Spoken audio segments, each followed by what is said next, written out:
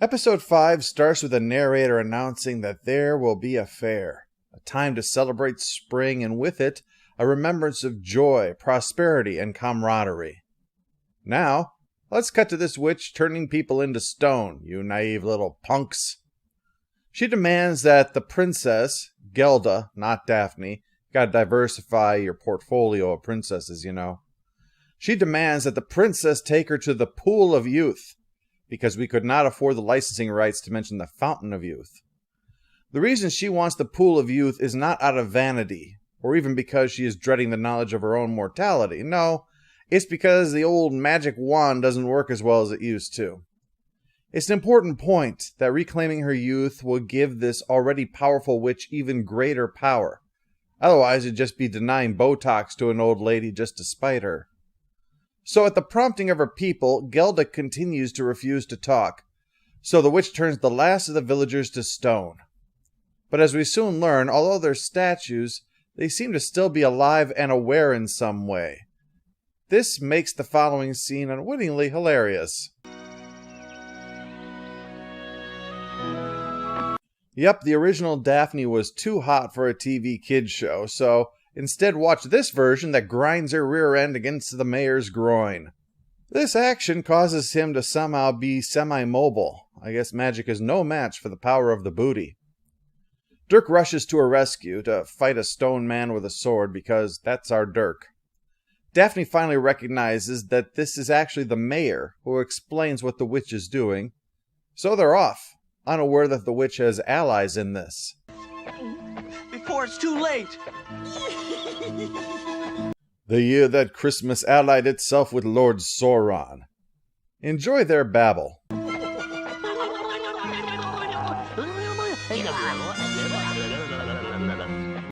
It's like a language that's inspired by being drunk and hitting your head on the underside of a table. They eventually circle around Dirk and attack from the front, forcing them to fall back, and for Dirk's horse to suddenly gain the cartoon ability to run sideways up the side of a cliff, showing that all that is really needed to be Spider-Man is enough motivation. Well, the rocks start teaming up with the trees to try to scale the cliff. And rereading that sentence makes me realize that without pictures, you'd think I was dropping acid, wouldn't you? Luckily, the horse tosses a rock at them, and that deals with the problem. I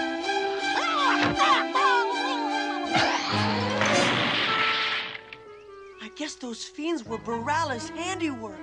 Perhaps, but we made short work of them, huh, Tim? Yeah, take credit for the horse's job. You didn't even help him up the cliff. Cost of doing business. I'm sure that's what you were thinking. Anyway, this has luckily led right to Avalon, where they confirm that, yeah, everybody's been turned to stone. The witch shows up to taunt them, but her fireball is unimpressive thanks to her old age, so she takes off before they start threatening to play some of their generation's music at her. That foolish knight and his friends have found my lair. Let them rescue Gelda. Zelda? Wrong game, witchy, wrong game. They check out this hideaway, where they hear raucous laughter, but nobody is there. Either the laugh track has broken the fourth wall, or there's something evil going on here. Oh great, goblins, now we're gonna have to spray. And there's more than one, and not only do the little shits get into everything, but when they run into each other, they merge into a bigger one. Like the Asteroids game, but in reverse. You head for the door. I'll take care of the blue twerps.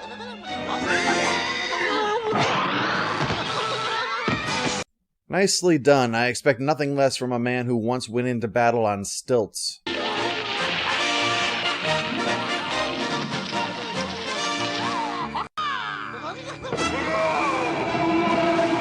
Please stop helping before you kill us all.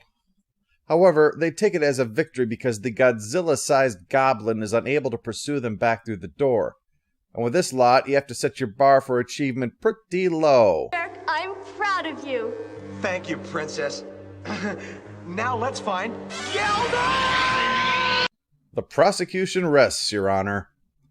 So they land in a self-driving boat. Hold on tight. I'm gonna try and steer this thing. No, haven't you realized you only ever make things worse? You are a clusterfuck with a sword. Well, luckily Daphne's belt consists of 100 feet of coiled rope because she gives it to Dirk, and with his sword, he's able to anchor it to the rocks and avoid going over the waterfall. So that's 1 for Dirk, 3 for common sense.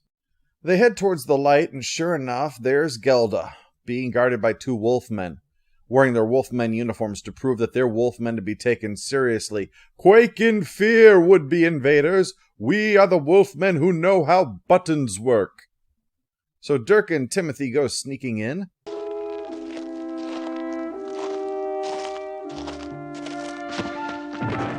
Imagine how short these episodes would be if our heroes were actually capable.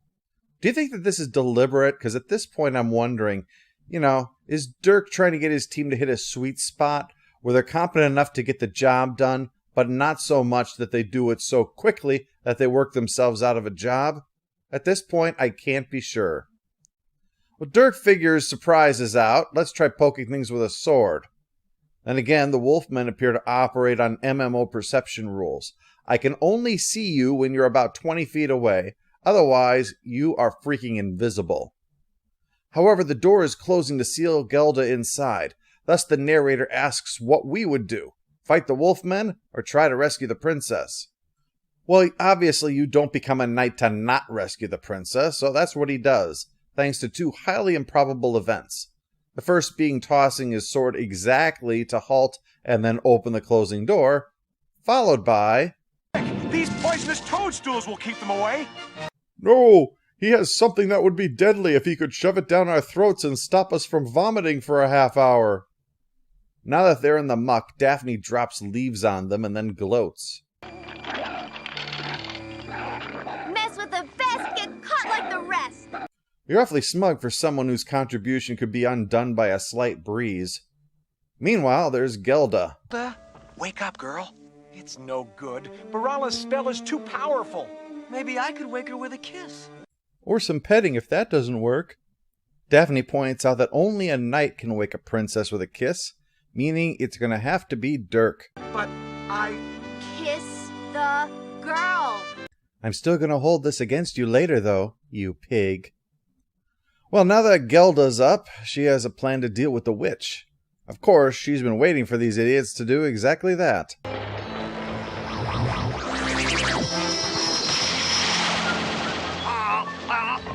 Wise ass. Gelda's plan involves the Sandman. She's going to fetch him while Dirk and Daphne guard the pool. This is a problem because, as established, Dirk's an idiot. The water's so soft and cool. I wonder if it really makes people... If he lived in the modern age, Dirk would ask, "What does this button do?" while pressing it. That's just the kind of simpleton he is. Well, the two then babble at each other like the kids they now are. I'm beautiful. Pretty much summed up Daphne's typical contribution to the cause. Meanwhile, Gelda and Timothy have reached the Sandman, dressed like he's ready to begin sumo wrestling, but I'm sure you expected nothing less from the Sandman. As always, the absurdness gets better when one of the Autobots swings by. I'm just a poor old Sandman, not fast enough to chase that hag. I can add nothing to make that scene better. Timothy offers to carry the Sandman in the sack, but unbeknownst to them, the witch has arrived. Although in the process, her idiot wolfmen are turned into puppies. So the old hag jumps in. The pool sure has its work cut out for it on this one. May have to bring in a consultant on this case. But eventually, the witch emerges young and full of life and ready to take over the world. That's when Gelda and Timothy arrive and let out the Sandman, which is a problem because he doesn't look like he's allowed within 100 feet of children. He turns them back to normal, though, because naturally the ability to go to sleep and the ability to age rapidly are closely related. You haven't won yet. Oh no? My powers increased 100 times. Now Dirk must face a decision.